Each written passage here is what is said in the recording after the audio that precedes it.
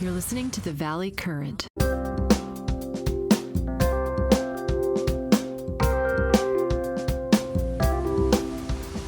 So welcome into the special edition of the Valley Current, which is really about whether Silicon Valley will eventually be reproduced in Pasco County and more broadly in Florida.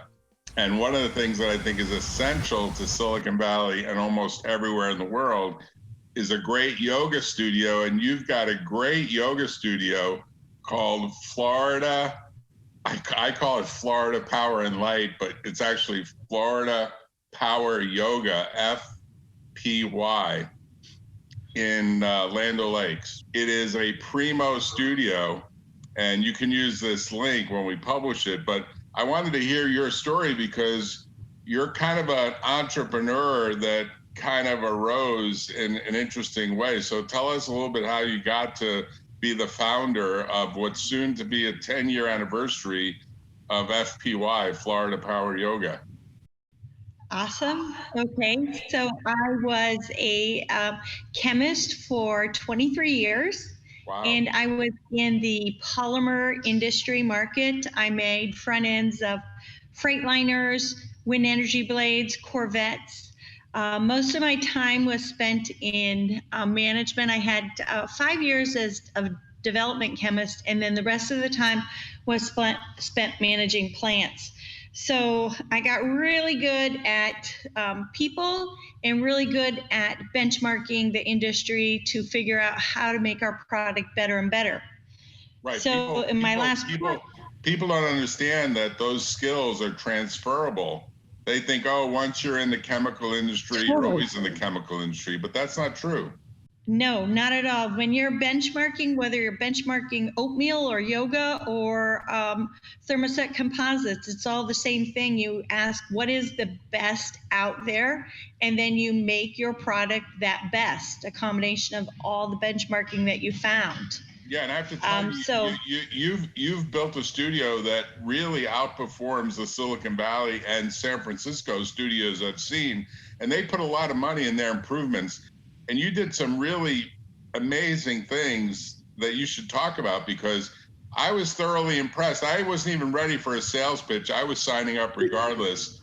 But you gave me a little bit of a pitch, and I was like, wow, you put like all this advanced stuff to deal with what really has now become a virus, but you were dealing more generally with let's make sure there's no germs left after each session. But tell us what you did, because you built an amazing studio. So I took 3 years to study with the greatest teachers on the cover of the Yoga Journal. And then I toured over 180 different yoga studios. Wow. And I asked people questions all over the US. I asked people questions.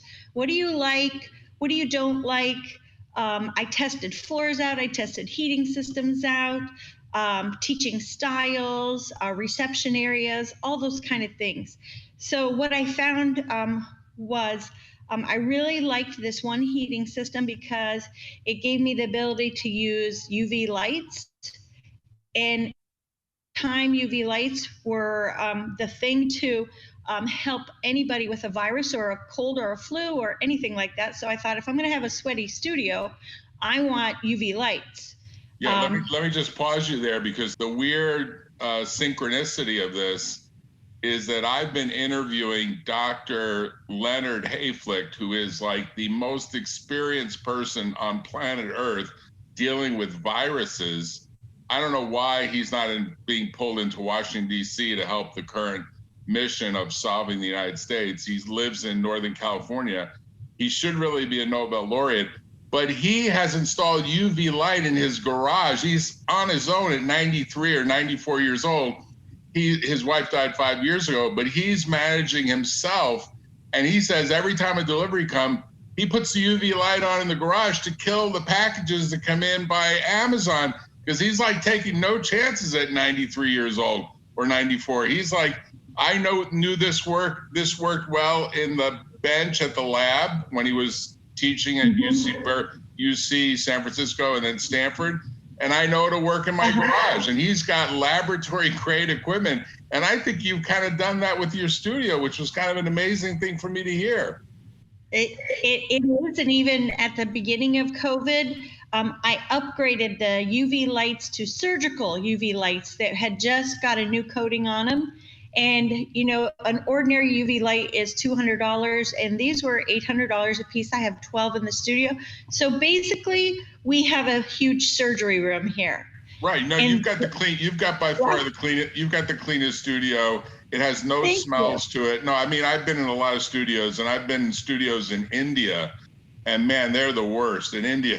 I mean, no disregard for people in India, but remember, India, if you ever get to visit India, maybe you have, it's like completely different world in terms of what those folks do, and no disregard for them, but they're just living at a different level. But you are like way above what I would say is the 99.44%, 100% pure, which to me is an amazing thing, because you're in Florida where it is very hot, and you got a lot of humidity. So, you've got a lot of reasons why people would be sweating a lot, but your studio is really perfect. Thank you. It's 90 degrees, 65% humidity. So it actually feels much better than it does outside. Right. A lot of people get scared of hot yoga, and you do have a version of hot yoga. I'm used to the one where it's like 115 degrees and people are almost ready to faint. I think that's way too hot. And as you get older, it gets way too hot. But, they do have studios in California. I'm not trying to really slam California, but the heat is great. But man, if the studio has any odor to it, I think the heat just amplifies it. Right. So you've got a great studio, you've got a great set of teachers, you've got a great set of classes. And what I can't figure out, and I don't want you to disclose any confidential information, but how do you make this financially work? Because it costs a lot of money to run the electricity to keep that place running. And, you're not really, at least the sessions I've been to, I go early in the morning with my wife, Dr. Lee Suter, and, they're not full, they're okay. You've got room, which is great. But it's not like California. You go to some of these studios in California, they put like 60 people in the room. It's kind of scary, and the room is not much bigger than your room. It's kind of scary the way they pack people in. I don't know what they do post-COVID, because I haven't had that experience yet in California. So what we do, we could put 60 people in here, and we have put 60 people in here. But right now during COVID, you have got to take into consideration that people want to feel safe. They want to work out, and I consciously made the decision to keep it at 12 people so I can have everybody 6 foot apart. I added more classes, and actually, how do I make that financially work? As the owner, I teach almost every class. And you're a great teacher. You're a great teacher. I have to say, you're like one of the best I've had. And I've had some really good teachers. So I'm I guess if you would put a thing on it, I would be a 1,000-hour teacher.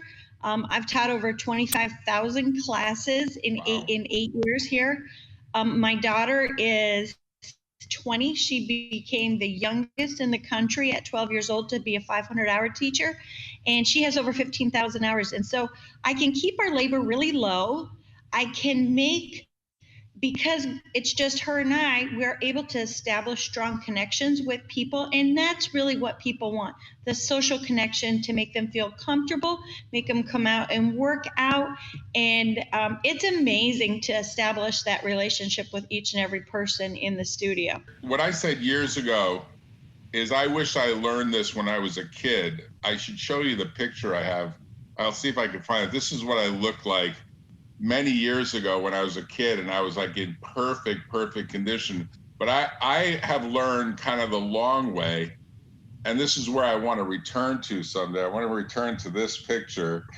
I show this because what I say is, that guy didn't do yoga, but he did a lot of exercise. I mean, a lot of exercise. I mean, like every day of the week, kind of a lot, 2-3 hours a day.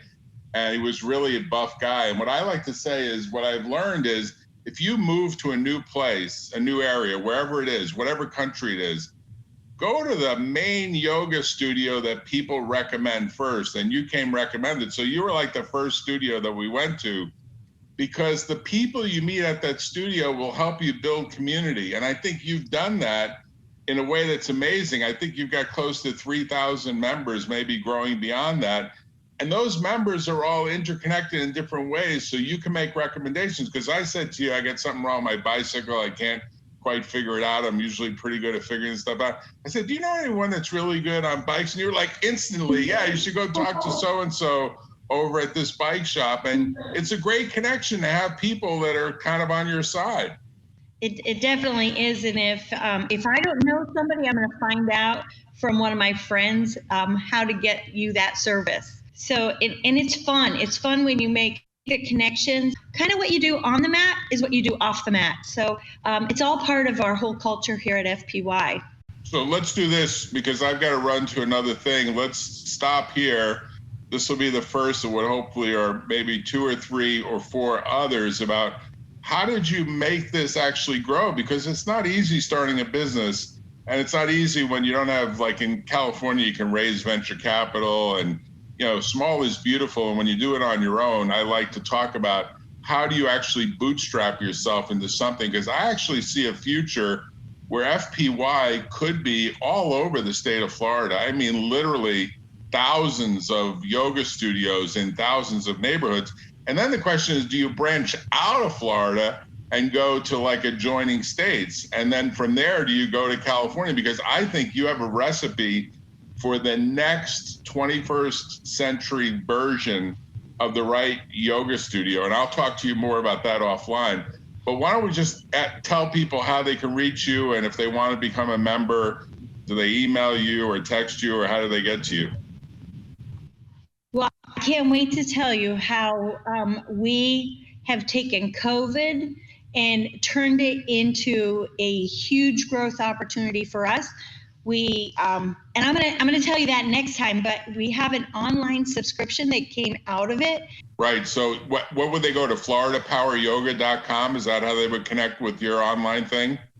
Your online sign up? Florida Power Yoga, all spelled out? FPY Online Yoga. So FPY Online Yoga.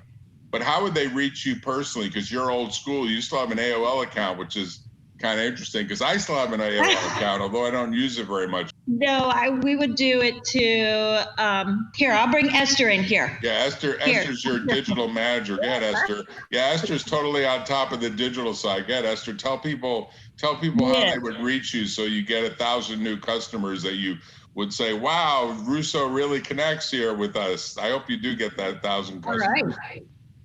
Well, we've linked in the chat, but we're going to be having fpyonlineyoga.com is where our membership will be directed. Okay. And put in the chat works. And then to email us, it's team@fpyonlineyoga.com. Okay. And the future might be you guys should have like a text system where they could just text the very simple text. Because people don't even want to send emails anymore. They think that's too much of a hassle. Mm-hmm. They want to send a text message and get a link back that says, yeah, come to yoga tomorrow. We'll welcome you. We have a mat. You guys are great. Whenever I show up and I don't have a mat because it fell off my bike or something stupid, you provide the mat. So you're very kind to people like me and many others, probably everyone. They can go live. They can do on-demand yoga. And audio. Right, audio. Yeah, I mean, I think, I have to tell you, I think that getting together with a group of people in person can't be replaced. I think there's a whole session we should do about the metabolic field that's created when you have everyone unified together in kind of the dance, what you call kind of the stream of it, the flow of it, you call it. When that happens, like it did happen this morning for a period today, because I'm always far behind other people. But when I catch up and I actually get into the flow of it, you got all these people, and men, it's usually like 7 women for every 1 man. So if you want to be kind of in a situation where you're with a bunch of women, trust me on this, you want to go to this yoga studio. The ratios are tilted totally towards women. Of course, that's good for women. I think they're like, who wants men? They often don't shave or something.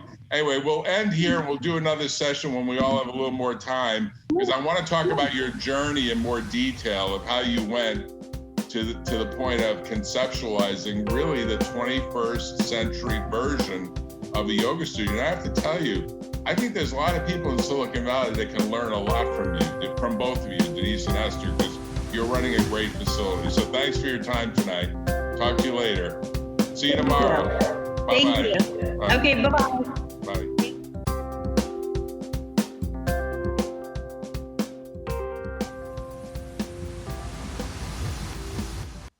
Tune in next time on The Valley Current.